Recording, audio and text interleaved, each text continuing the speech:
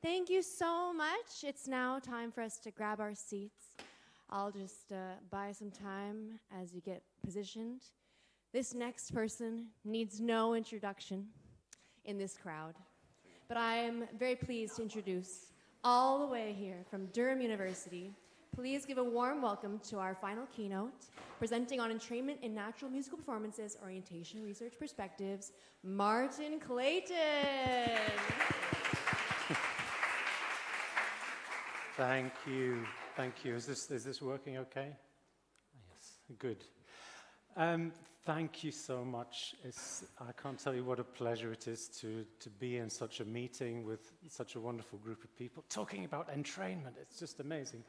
And I have to say, I think of RITMO as a kind of second academic home.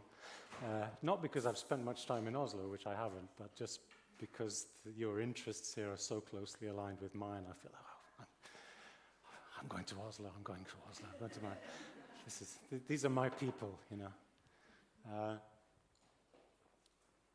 So what I thought I'd do with my slot today is talk about a particular strand of my research, looking empirically at entrainment in natural musical performances.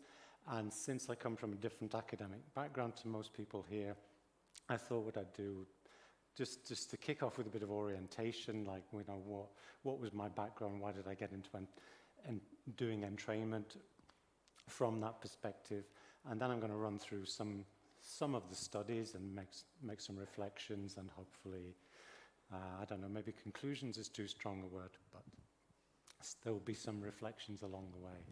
And this is a magical presentation. It has the properties that it doesn't matter how many slides you take out, it still takes too long to give, which I'm very conscious of, but I'm going to do my best. And I clicked that. So my background, I got into academia, first of all, through an interest in Indian music, so I've been trained in Indian music, and then as an academic, being trained in ethnomusicology, and probably the first research question I really tried to deal with as an academic was, how does rhythm and meter, broadly speaking, work in Indian music? And this gradually expanded into more general questions about rhythm and how it works, why it might manifest differently in different genres, in different places, in different periods, and so on. And, oops. Struggling to get to the next slide. Yeah, okay. And all this work has been underpinned by this idea that music is an activity that people do together, interacting in particular cultural contexts. Now, if that seems like a very banal statement to make, congratulations, I'm glad people think like that, but trust me, it hasn't always been like that in my academic career.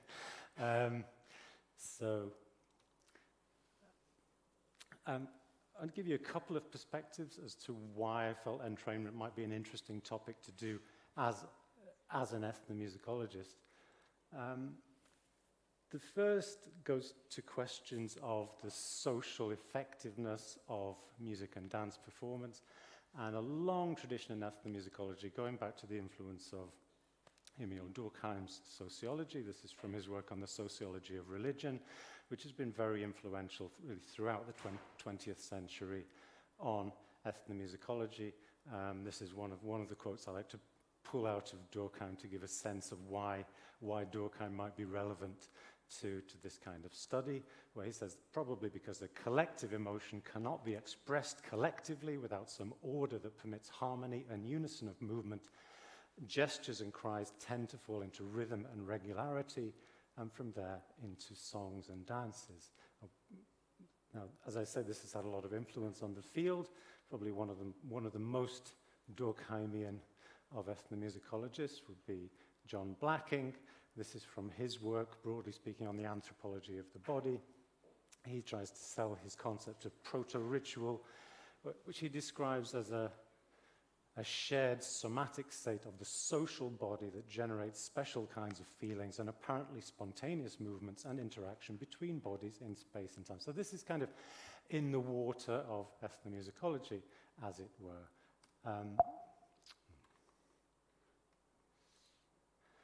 I just want to draw your attention to some of the language here. Some order, tend to fall into rhythm, apparently spontaneous movements.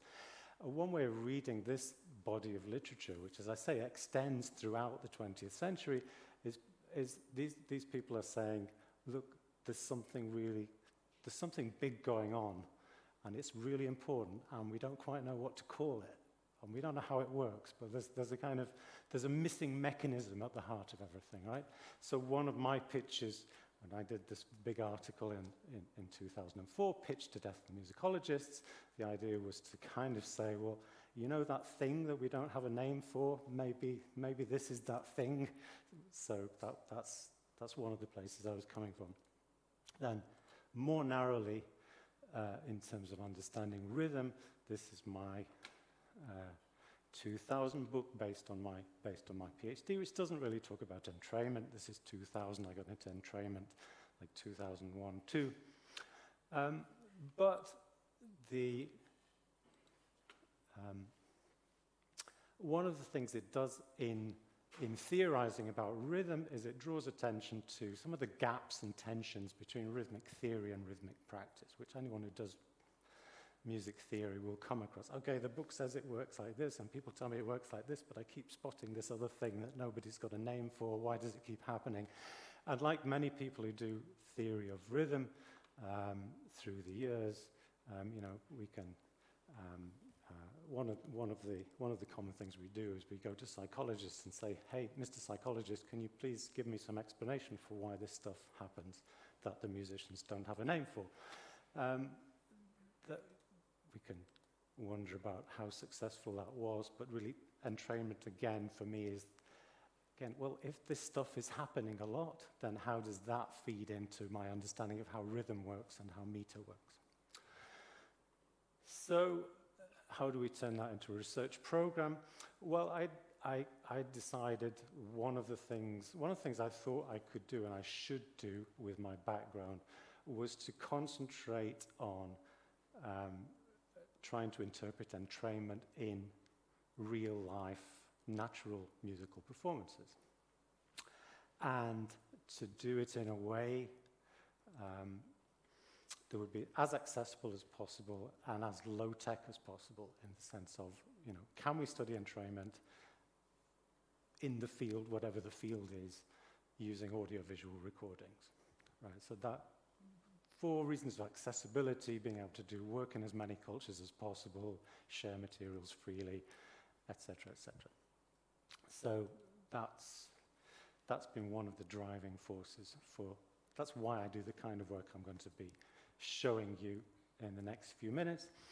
So I'm going to introduce some studies. Some of you will know some of them. I don't think everyone will know all of them, which look at things like spontaneous entrainment between individuals in performance, entrainment between groups, which points to the recursive nature of musical entrainment, some work on cross-cultural comparison of synchronization in music, and a little bit at studies of movement coordination. So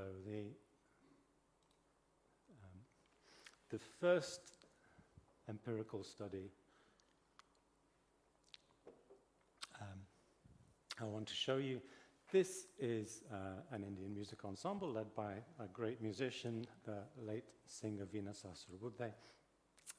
And the point of this is this comes from a stage of the performance where there's no explicit metrical structure and no drum accompaniment.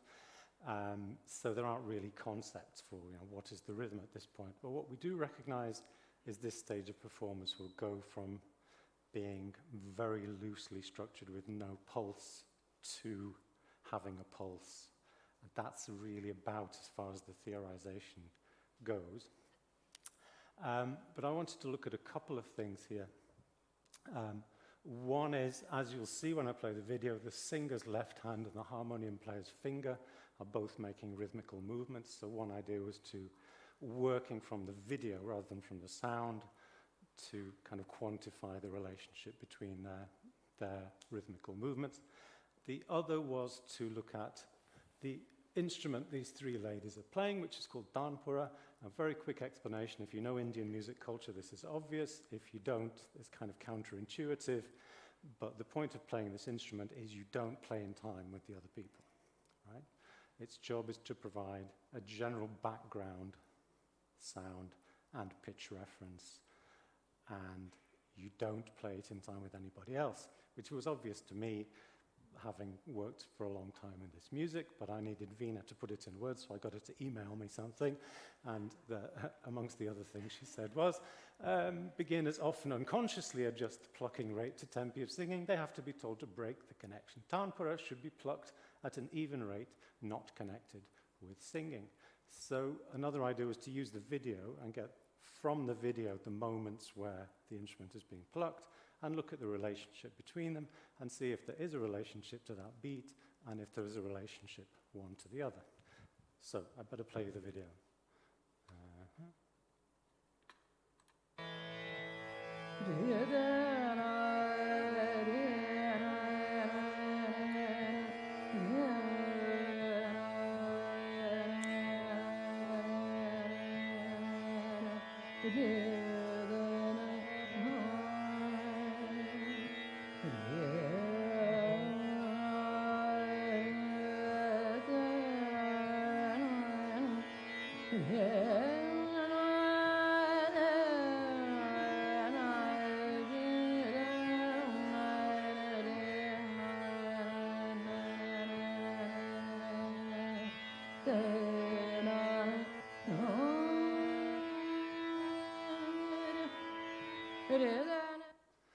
Okay, so very brief, very brief run through findings. First of all, you wouldn't be surprised if you're watching the hand taps, but it is possible to quantify the entrainment. This is a phase plot of the relationship between the two sequences of taps. What was maybe more interesting is we also find a relationship between the rhythm of the tanpura plucking, and particularly in this case,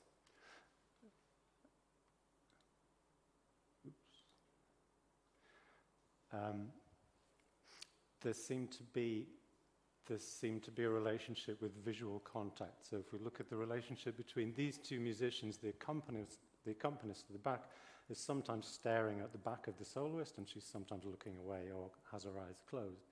So the points where she makes visual contact with the back of the soloist, the rhythm of her tanpura playing synchronizes with the rhythm of the soloist. And it has to be purely motivated by the visual attention and the movement, not by the sound, because you can't actually hear the separate plucks even.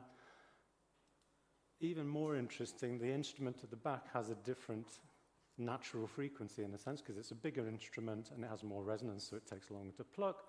So she's tending to pluck at around 3 seconds for the cycle, and the lady at the front, the soloist, 2 seconds. So you actually have this kind of polyrhythmic relationship between a 2-second cycle and a 3-second cycle. So we thought that was quite promising. The next study I want to show you very briefly, this concerns entrainment between groups of musicians and dancers taking part in a ritual called Kongado in Brazil. This is a collaboration with a Brazilian colleague, Laura Lucas, who'd worked with these people for a long time. And the very quick introduction to this is it's a ritual celebration of the abolition of slavery in Brazil, and the participants are made up of different groups of musicians and dancers, each of which represents a different black community in this area. And they will play, dance, and sing, and process around quite a large area, carrying out different ritual functions, visiting churches, visiting elders, and so on. Now, talking to Glaura when she was a visiting research student with me, this struck me as a really interesting thing to try and study from the entrainment point of view, because she said, well, you know, these groups, they keep moving around and they're playing similar rhythms at similar tempi, but they try not to fall into rhythm with each other. Again, this is articulated through an interview. In this case, this chap called Kim, who's one of the senior players, he's called a captain in one of the groups, and we asked him about, you know, what happens when you're playing in the group and you come across another group, then what happens? His response is, what I perceive is the need to keep apart. And if the people who are playing, the drummers, are not paying much attention, with each one with his own rhythm, then they might come together, meaning then different groups might come together in rhythm. But each group needs to preserve what belongs to them, and this is what makes it beautiful. So we did some research there. The community were very, very welcoming and allowed us to film and attach microphones to drums and all sorts of nice things. Oh, sorry, I chose the wrong still to show at the start of the video. But basically, what's happening in a very brief clip I'm going to show you is you have two separate groups from two different communities. They come face to face and they perform a ritual greeting. So you'll see in the video clip people are passing flags over group members' heads. What happens is they come together, they exchange flags or banners, and then they each take the other group's flag and pass it round, and the whole greeting takes 2 or 3 minutes. At which point, they're each singing a greeting song to the other and saying how wonderful you came to our community, and et cetera, to carry out this ritual. While doing this, facing each other, drumming essentially the same rhythm, at more or less the same tempo, singing to each other, they are trying not to play in time with the other group. Right? So I'll show you the clip. I'm not sure it'll be very clear on one viewing of 30 seconds or whatever it is that what's going on, but here you are.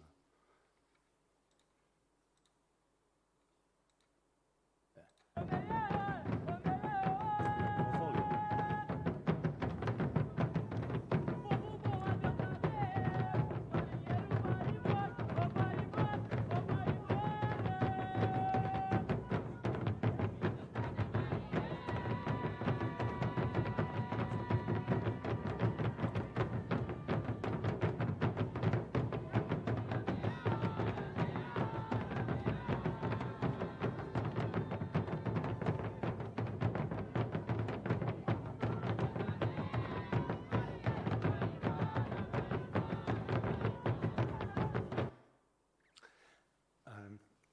Okay, so maybe to you now it feels like it did to me at the time, which is like, this is just chaotic. I have no idea what's going on here. I'll show you the results in a minute. I just have a couple of kind of tangential points just to throw in at this point. The first is about the importance, the jeopardy of entraining or not entraining, okay? So what you've got here is you've got a group of people who belong to fairly marginalized black communities in a very racist country, and their kind of sense of self and community is very tied up with the fact that they live in these particular geographically bounded communities. They share religious belief and religious practices, and they express their solidarity and their sense of community through this music making.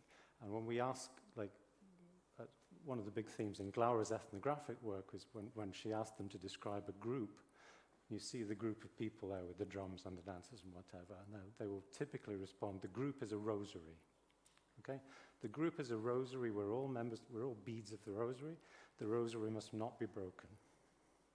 So this is really central to their whole sense of identity and community. So when they say, as they do, if we mess this up and fall into rhythm with the other group, our spiritual unity as a group will be damaged. We're talking like serious, serious jeopardy. So I mean, not to disrespect lab studies where you have the blue group and the green group and so on, but this is a whole other world. I don't know if it's the same thing, but if it is, it's like way at the other end of the spectrum. Like, this really, really, really, really matters to people. It's real jeopardy. The second thing on similar, second thing I want to say is something about what Durkheim meant by collective effervescence. Seeing these people, not so much here where everyone's like really focused, like because they're clearly all thinking, no, I mustn't entrain with the other group. Like when they go for it and when they drum and they dance as they're processing down the street or various other contexts, I have never felt the same feeling in a musical context. I mean, some of the moments in that event, that I recorded this 17 years ago, and I still get goosebumps thinking about it. I mean, that's how powerful it was. And this is someone who has no investment in that community, who socially and religiously has no connection with this community. So I can only imagine how powerful that is for people who are involved in it. Again, I think it's important for people who are doing other kinds of, like maybe more controlled psychological experiments or looking at other kinds of music. It's important to understand how powerful this stuff can be. Okay, anyway, moving on to results. Well, this is certainly something that wasn't in the hypothesis. This is a phase plot of the relationship between the two groups over a period of 2.5 minutes. They're absolutely locked together, out of phase with each other. I don't have time to explain what's behind that, but it's kind of interesting. And we went back to them and said, this thing that we filmed, do you want to have a look at it? Was it okay? And they all said, yeah, that was okay. That's cool. So there's that sense of, well, technically they're entrained, but they're not together, right? Because they're out of phase in a way that sounds like they're not together. So we looked at a number of cases where groups are close to each other or meeting each other, and various different things happened on different occasions. If I can summarize findings of that, it would be to say that two key factors came out of that. One is visual attention, again, and the other is similarity of starting tempo. The latter won't surprise any entrainment people at all. The first won't surprise anyone who's read also the non-musical studies of interpersonal synchronization, where visual attention is often a key thing. So when I say that became apparent through observation and through analysis, what typically happens when the two groups would come close to each other, they would either or, if there's a bit of a tempo difference, let's say you've got a group playing at 110 BPM and a group playing at 105, if you plot the tempo charts, the other group hoves into view and the tempo charts go like that. So the faster group gets faster and the slower group gets slower to stop the entrainment.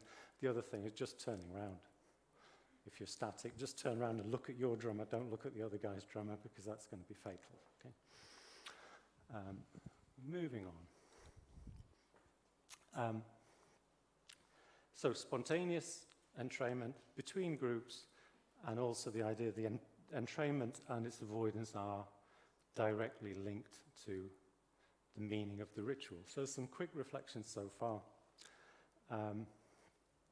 I should have said, like, one of the other thoughts that I had starting this kind of work was, okay, I want to sell the idea of entrainment to a bunch of musicologists. I can't just show people playing in time and say this is entrainment, because they'll say you're just giving me a different name for what I already know happens. So let's find some instances where people are not supposed to be entraining or don't seem to be playing in time with each other, and show that entrainment is happening, and that's a much better sell.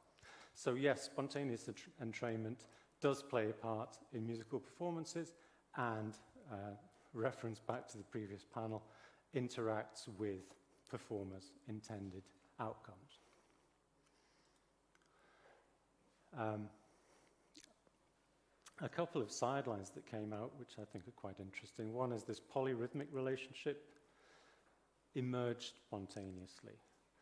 The phase-shifted relationship between the groups emerged spontaneously. So these things that we may think of as relatively advanced musical skills that are planned can also emerge spontaneously through entrainment of sound and action.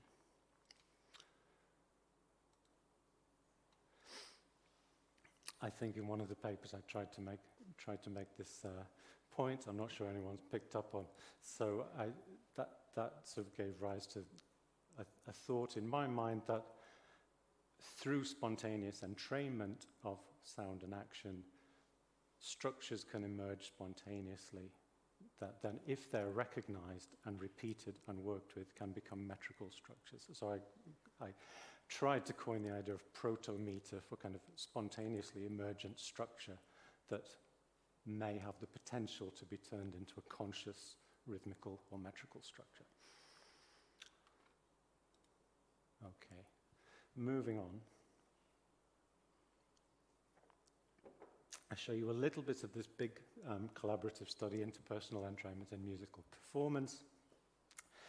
A big collaborative project with lots of strands. I'm not going to go through the whole thing because that would take the whole presentation, but just a little bit of it, which concerns some comparative analysis of 6 different musical traditions. Actually, I'm going to show you 7, which wasn't part of the project, but I've added more recently, of Japanese court music.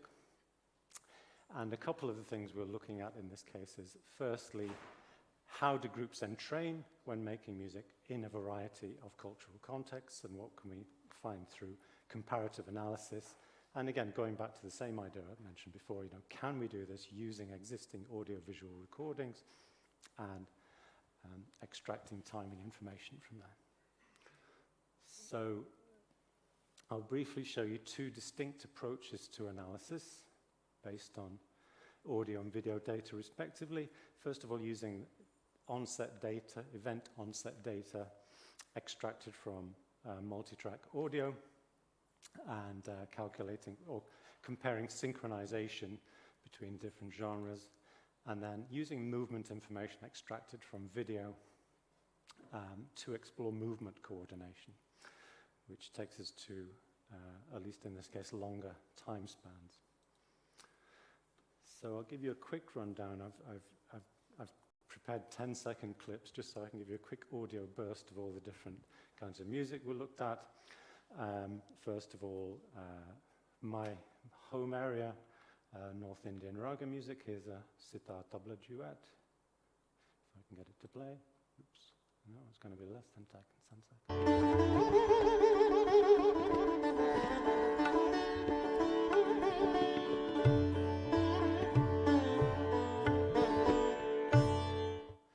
Second, this tradition called candombe. Some of you will know Luis and Martin's work on this. Fantastic work. Afrogenic drum ensemble music from South America.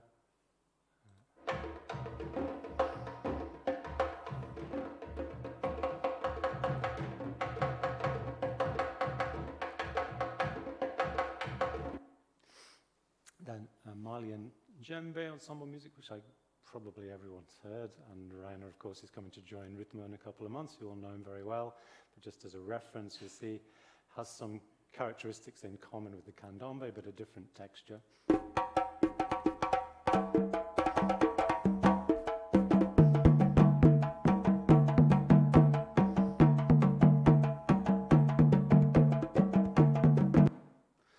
Okay, some nice Cuban dance music.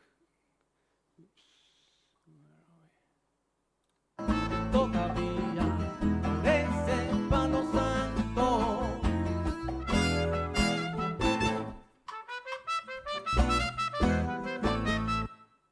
Okay, now some ritual music from North Africa, Stambeli, sourced by Rich Jankowski. Some of you may have read his stuff.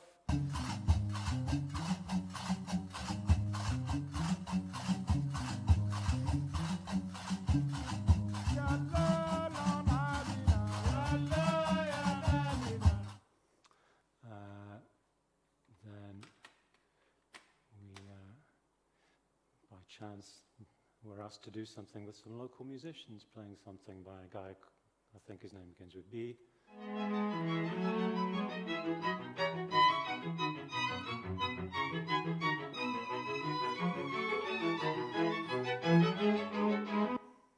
And our most recent addition, this work with my colleague Sayumi Kamata in Japan, of Japanese court music, Gagakuoops, which is not playing. Well, play.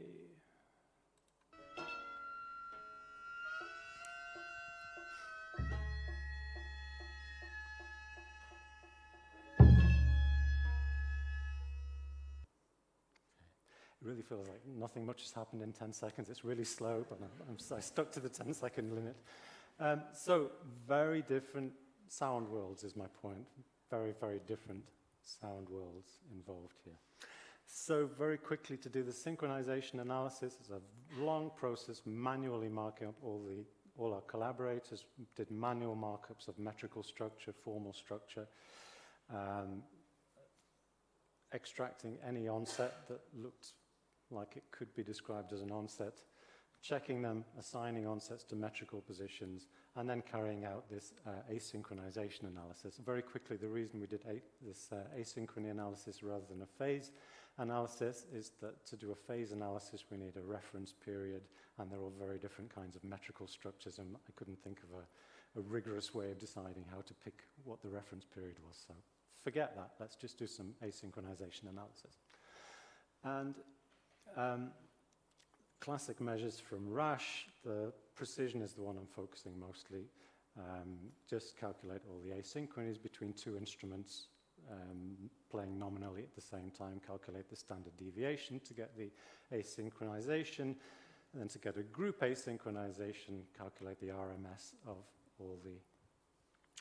all of those values. And the accuracy measure is about essentially melody lead, who's playing ahead. So here's a quick summary of results. And the reason, if you're wondering why I stuck the string quartet in, even though I only had 5 minutes of data with people playing with sharp enough attacks to be called onsets, it's because the numbers align very nicely with what Rasch came up with in his work on Western chamber ensembles in the 80s. So this group asynchronization level of kind of 30 to 50 milliseconds. But you'll see if we broaden our horizons and work with a broader selection of the world's music, there's actually a very wide spread here, going from the Malian djembe musicians, of whom Rainer is very proud because they won. They're incredibly tight, right? I mean, this measurement of 15 milliseconds, I mean, this is really kind of ceiling level. You can't get much tighter than that humanly. And we go to the other, well, I kind of had a feeling that the string quartet wasn't the other end of the scale, and I was desperate to do some very slow tempo music, which is why I was so keen to work. One of the reasons I was so keen to work with Japanese music, and you'll see they're way at the other end of the scale, like really, really, really loosely synchronized. And this is something they're aware of, and it's a positive aesthetic value within the culture. They explain, you know, why they want it to be like this, right? So it's not a fault. It's how it's supposed to be. So we did a few other things with this data. One of which gave quite interesting results was looking for a correlation between the synchronization precision and the density of playing, or the speed of playing. As you probably get an idea from the spread of that plot there. If we just throw everything into one pot, we do find a correlation that, you know, the faster you play, the tighter the synchronization gets.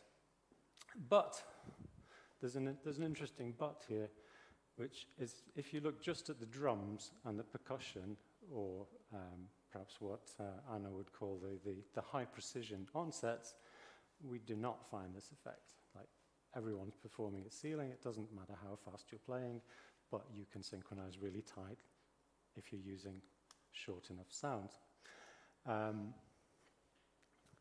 It's interesting that despite Anna's wonderful work and and inspiration. There's still so few people out there doing synchronization work with a widespread of different sounds with different envelope shapes. So this is something to think about.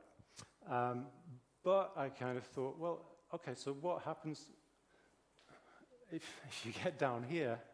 What happens? Let's find some really slow tempo percussion music. And that's what happens when you get some really slow tempo percussion music. Yes, if you play slowly enough, it is possible to shoot up there and get really loosely synchronized. So that was quite a nice finding. So some quick comparative points. Not surprisingly, synchrony tends to be more precise across the corpus, across different traditions, in faster passages, when sounds are short with clear attacks, and to be less precise in the opposite conditions, also in more rhythmically complex passages. Again, that wouldn't be very surprising.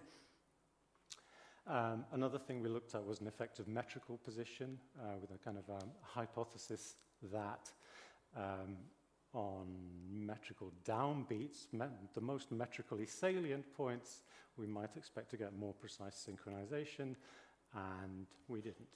So that was interesting. Just a quick comment on the melody lead question. We did find evidence for melody lead across these different musical genres, but it's a much more complicated picture. In some genres, like in the Indian music, you'll get passages with a strong melody lead, and you'll get other passages where the melody player gets very laid back and is playing well behind the beat, and it averages out almost at zero. On the other hand, in the drum ensembles, we find a drum lead effect, and it seems to be analogous to the melody lead effect. A further observation on this work, this is really my observation, maybe this is just me having spent so many months processing this flipping data, I want to reflect on it. I'm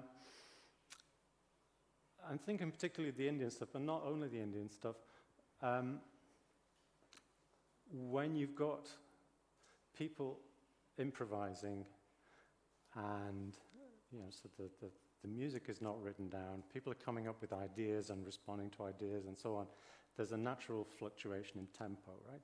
So you get this typical situation where the sitarist comes up with a great, complex kind of rhythmic variation, kind of looks over to his tabla player and says, how are you going to respond to that? The tabla player responds, they settle down into this new kind of polyrhythmic groove or whatever it is. While they were doing that, the tempo's gone all over the place, right? So if I want to say, well, how did the synchronization work on each beat in that meter, I've got to spend a long time figuring out where the damn beat's moving while the guy's doing the polyrhythmic variation. And so the point of that is to do that research depended on a musical interpretation. In other words, if I didn't know the music and the kind of things that he was likely to do, then I wouldn't have understood the music, and I couldn't have assigned the onsets to metrical positions, and I couldn't have done the thing, which is not so important, but maybe what's more important is the musicians can't synchronize with each other unless they're interpreting what the guy, oh, he's doing that kind of rhythmic variation, now I can sync with that. If he doesn't know what the thing is the sitar is trying to play, he can't synchronize with it, right? So I think this is quite important to bear in mind, especially with this kind of rhythmically complex music. Okay, quickly some of the coordination stuff from video. Mostly did this with the Indian stuff because I had loads of video. So the idea is here to use some computer vision techniques to extract movement, in this case of the musicians' heads, and then carry out some wavelet analysis on that movement to see where there seems to be some movement coordination between the two musicians. And I'm not going to do a tutorial on wavelet analysis, but you can come to me later and I'll point you to Petri, who knows a lot more about it than I do. Anyway, trust me, if you get a spike on the CWT energy, it means people are moving together more than when there was no spike on that, right? So here's an example. This is just summing the energy of the wavelet transform over quite a broad band. And we get these clear spikes. The dashed lines are the metrical structure of the music. And the black dashes are the musical cadences, and the grey ones are kind of non-cadential metrical boundaries. I'll play you a bit. I'm not sure if you'll pick up on the coordinated movement or even on the musical cadence. This has been an interesting one. And I'm not going to give you a tutorial on the Tyler, which is a 14-beat metrical cycle, but if you want a tutorial, come later and I'll explain how it works. So this is, roughly speaking, the bit I'm going to play and see if you can spot where that spike is coming from. And I have to apologize, there's a click, there's a strange electronic clicking sound that comes near the end, which is a sync signal for the respiration data, and I forgot to take it off the video, so apologies. They can't hear the click, this is the important thing.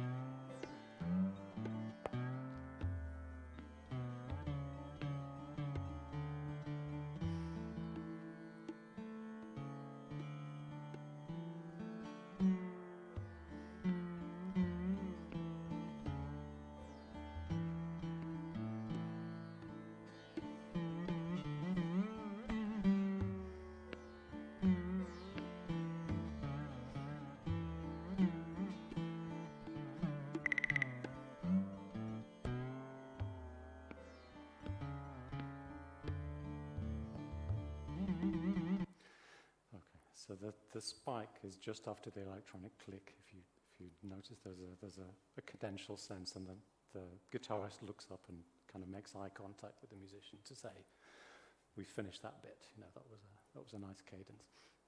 So if we look at that across our whole corpus, this is 90 minutes of instrumental music. You see a very clear pattern of more coordinated movement on these cadential points than on our non-cadential metrical boundaries.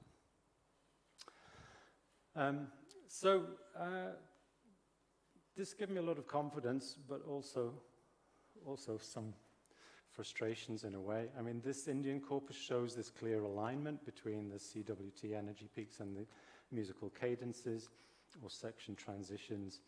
We managed to do a little bit with Reiner's djembe stuff, and the picture is much less clear, but there is a statistically significant effect, you might say, similarly of increased coordinated movement between the drummers on section boundaries.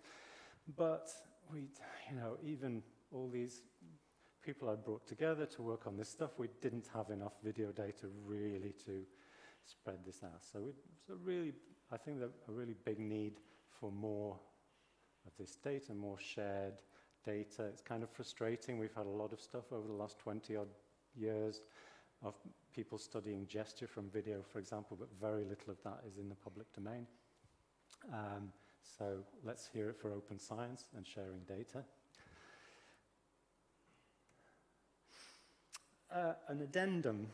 So this is not from the IEMP, but just reflecting on this relationship between the synchronization analysis and movement in the case of the Gagakuoops ensemble, which you see here. These synchronization studies, of course, they rely on timing differences, whether you're using phase plots or asynchronization, where the source data is onset time differences. But does that mean that we entrain purely through recognizing these onset time differences? No, it doesn't necessarily mean that at all. And this is an example. So when we asked the musicians, how do you coordinate this very slow music? And they are very strong on a couple of things, one of which is kind of doesn't surprise me and one which did a little bit. The first is we follow the movements. Okay? So, for example, I don't have the pointer, but middle of the back row, this chap playing the hichiriki, this shawm, will say, well, the guy in front of me on the left playing this biwa lute, he's going to play on the first beat of every measure. So I'm going to watch his arm, because that's going to help me coordinate. The larger cycles are marked by the taiko drum at the center of the front row. So what's really going to help is the player is going to lift her hand like that before striking. So this is what I'm tracking. They went further. I mean, maybe that's not surprising. One thing I didn't realize is, again, this musician who's on the back row said, you know, do you realize that often in a concert, the biwa, the lute, is really quiet and it's projecting forwards. So depending on the acoustics, sometimes I literally can't hear it. So that, you know, this is not a trivial point. I am synchronizing using the movement. The other thing they said, which I wasn't quite expecting, was that following the show as input, the show is in the far corner, the mouth organ, which I didn't, not knowing this music well at all, I didn't have down as a rhythmic cue, put it that way. They said, no, you know, the point about the show is there's a modulation of the volume. It swells in a predictable way with the metrical structure. So if you follow the swelling of the volume, then that will help give you the cue where you're up to in the cycle. So following continuous information is they're telling us is very important to the ensemble coordination, which we tried to at least visualize by kind of putting the onset data together with this continuous data. Perhaps it's a bit much to walk you through, but I've got all my extracted onsets for a measure on the top row. And if you can see, the densest pattern is the black lines. This is the kakko, which is the drum on the left side of the front row. It plays an accelerating pattern. It's quite interesting. When they play a denser pattern, they don't subdivide the beat regularly, but they play these roll kind of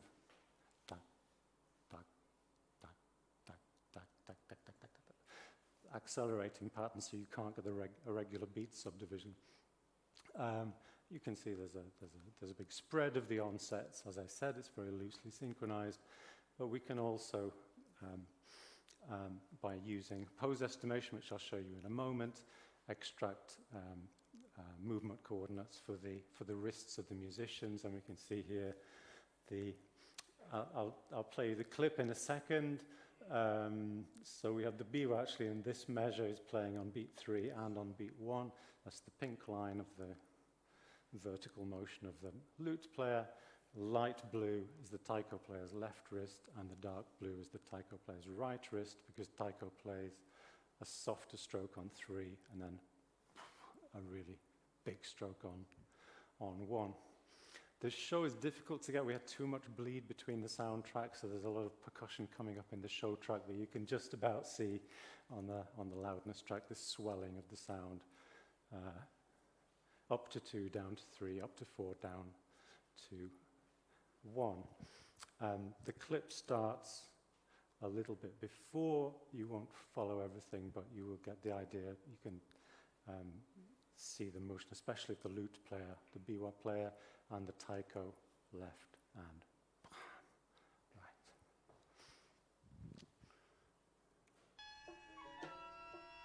A bit of volume. Is possible.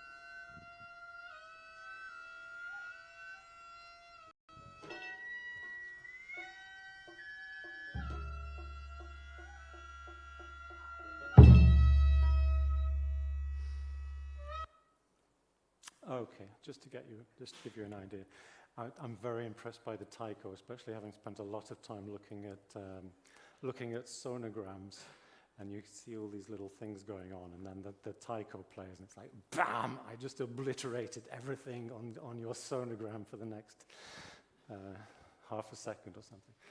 So it's an amazing piece of kit. Anyway. So that's a little addendum on the synchronization. Getting back to movement tracking, as I said, we got that data using this pose estimation, which we've done using open pose. As you can see, this is a very old standard definition video with 5 players, and as you can see, in the right circumstances, it can work pretty well, and you can get nice movement, 2D movement information out what might be considered fairly unpromising video material. I'll very quickly show one of the things we've been working on as part of another project, a European project over the last few years. This is to help people like me, right? So I said, no, because I can use R, but I'm not that good at it. So can we create a package where I can bring this open pose data in, and I'll be able to have functions to extract periodicities and to look at wavelet analysis without faffing around with 15 different packages. And we managed to pay someone who could deliver. I'm not going to show you the whole thing. So we built a load of visualizations that I wanted, and these periodicity functions, wavelet functions, Granger causality functions, bunged all this in. And I'll just show you a couple of things just for fun to give you an idea of the visualization, partly just for fun and also to show you it's a way, the visualization, like any data, it's a good way to see, whether you feel you should have confidence in your data. So this is our sitarist, and this is inspired by Alexander over there. He's done similar things in the past, so there's homage to RITMO in this form also. The spatial plot here is very nice for seeing, oh yeah, okay, I've got the left wrist going like this, I've got this, yes, and this is where she's adjusting her hair, yes, okay, this data looks like it's doing what I want it to do. In terms of periodicity detection, this seems like a trivial thing, but this was really important for me. Now, okay, this is not playing very smoothly, but if you look at the tabla player with the overlay video generated by Open Pose, you'll see his right wrist is actually partly obscured by a microphone, and it's a little bit unclear how good the motion detection is on the wrist. Is it doing a good job of picking up this wrist motion? Or there's some lag there, or it's just very noisy? I don't trust this data, is what I would say looking at the video. Okay, so this is an FFT transform of the tabla player's right wrist, X and Y dimensions, with beautifully clear tracks of the periodic movement of the wrist, which I haven't got it on this slide. If you overlay the tempo chart on top of that, you'll get a perfect match. So these motions, which are going up to 5, 6, 7, even up here, up to 8 or 9 hertz movement. So this is where he's playing very fast. It's actually picking them up pretty well. So this is quite a nice thing just to say, yeah, standard video, bung it through some pose estimation. Actually, it got quite good 2D movement information there that we can then use for all sorts of things. I'm nearly at the hour. So this is going to be quick, okay? So some takeaways, take-homes, whatever. Yes, we can study entrainment in real-life performances using audiovisual data if you're prepared for the slog of data preparation. Entrainment theory does help make sense of musical performance in various ways. It explains spontaneous or unintended entrainment. Some aspects of musical entrainment we've found align very well with non-musical studies of human interaction in lab studies, which is reassuring. I would like to highlight the fact real music offers the testbed that I don't think has been explored enough, because real music has really interesting stuff in it, right? Like polyrhythms, and like people entraining out of phase with each other, and people doing interesting metrical patterns which have a lot of different levels going on at the same time. And I don't think we've explored what people actually do in music enough in entrainment studies. So that's one of my pitches here.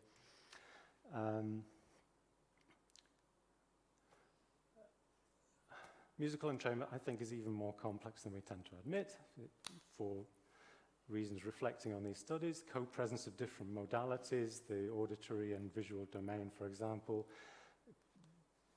working with discrete and continuous information at the same time, working with very diverse sound envelopes, this combination of spontaneous and consciously controlled processes interacting. It's really damn complex. which, okay, that's a reason not for dealing with real music, because it's too damn complex. But on the other hand, this is the stuff that people interested in musical entrainment should be interested in understanding. So let's try and find ways of doing the complexity, right?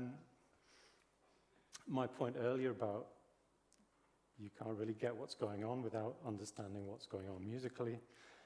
This is a slightly snaggy one. So if I'm right about that, that means we can't understand the entrainment without understanding the representation of the rhythm, right? If I can't understand how the Cuban band is playing together or the Indian duet is playing together without understanding what the metrical structure is supposed to be and what the improvisation processes are supposed to be, then, and if they can't do it without understanding what those structures are supposed to be, it means their entrainment in performance depends on representations, but the dynamic systems guys don't like representations, right? So anyone who wants to talk, give me an answer to that one, come and have a chat afterwards.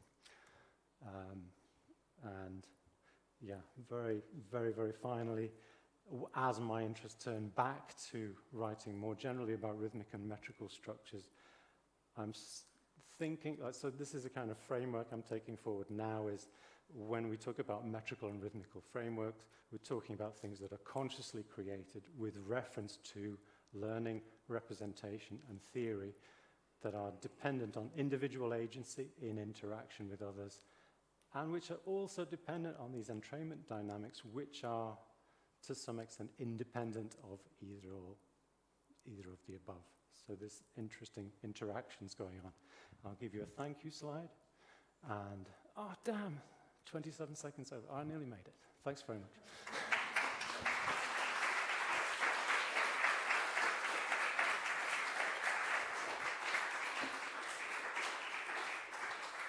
Thank you so much. I think you did make it because there's actually 3 minutes left, so we have time for a few questions. Would anyone like to kick us off?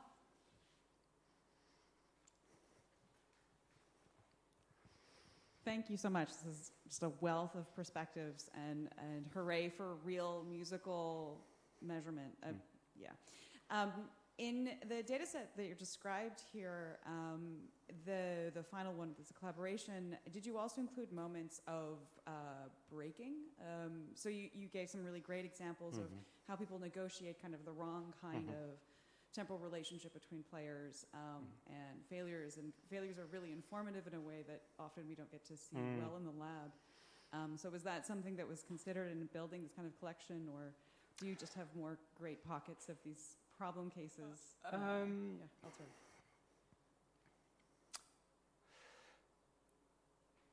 Yeah, it's difficult. So in the Indian material, it covers a wide range. I mean, because these are professional improvisers, so they have ways of carrying on when they made a mistake. Right? So they tend not just to say, "Oh my God, we made a mistake." So you're looking for things. You know, they occasionally make mistakes in the metrical structure, like they drop beats and stuff, which nobody realizes they do because nobody else is counting the beats like I am. There are moments like the case I'm talking about where the soloist will come up with something very complex and the drummer has to respond to it. I think there are definite moments where like the accompanist is really taking a while to get a hang of it, and you're kind of going, well, where's the beat? Actually, I think the sitarist thinks the beat is there, and I think the tabla player still thinks the beat is there. That's kind of an expert judgment, but it's difficult to be 100% about. So there are tensions, I would say tensions rather than failures. Yeah.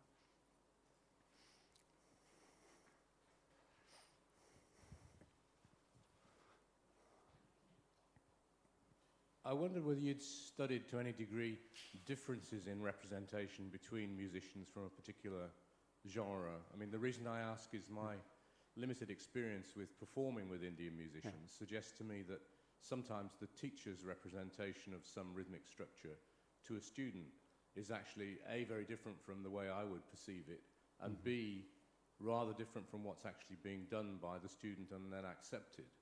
And so, of course, they don't necessarily use any kind of notation, but there's a description, as you said, a representation. Yeah. Have you compared internal differences in that?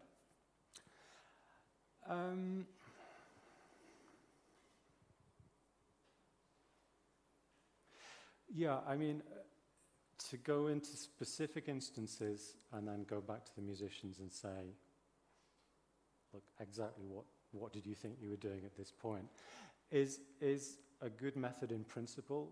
We found it really difficult with Indian musicians, to be honest, because we can say, oh, can we talk about your, yes, I can talk about the performance, but what about this bit here? Like, even to get them to watch the clip is really tough. Not to get the generic response of, oh, well, we do this kind of stuff in this kind of music is really tough. So in practice, I found that very difficult.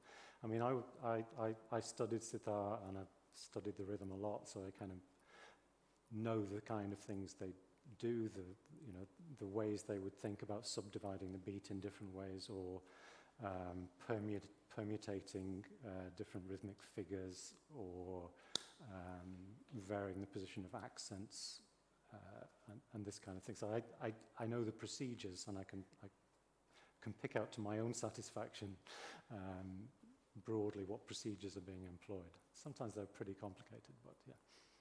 One final question from Nanette. Thank you so much. And very quickly, I realize we're running out of time. It follows on nicely from this one. So it pertains to your point 5 and 6. So moving from representation to translation. So in the beginning of your paper, you talked about the Jeopardy and important aspects of entrainment within particular groups, and how you could see that they were entraining out of phase, but experience it as playing out of time. And that made me think that some cultures have a very different conception of time, very different conception of synchronicity. So have you then, some indigenous cultures may only have a now. So have you come across the sort of challenge or complexity in translating these terms and concepts? It's an interesting question. I mean, I'm not sure I'd put that down to a kind of cultural difference in time perceptions or in time concept. Because to be honest, I was there. I had no idea they were in time with each other. I watched the video 100 times. I had no idea they were in time with each other. It was only by taking the separate audio track and marking the metrical structure and doing the phase analysis, oh my God, like this is how they entrained. I had no idea. So I think it's entirely plausible that they had no idea. But what was going on was, I'll give you a very brief explanation. Okay, I'm not going to attempt to perform the rhythmic pattern, but there's a rhythmic pattern with 3 strong beats, which is neither binary nor ternary. It's a kind of some kind of a midpoint between a binary and a ternary rhythm. So it's a kind of 3 unevenly spaced beats in the cycle. So what was happening was like they were playing essentially the same rhythm, but like beat 1 of one group was aligning with beat 2 of the other group. And that seemed to be stabilizing the pattern. But they're clearly thinking, oh, where's one falling? One's falling in a different place. We're not together. So it's more of a semantic difference than necessarily a kind of profound difference in temporal concepts between cultures. Thank you. Yeah. Thank you so much again, Martin. Thank you. You.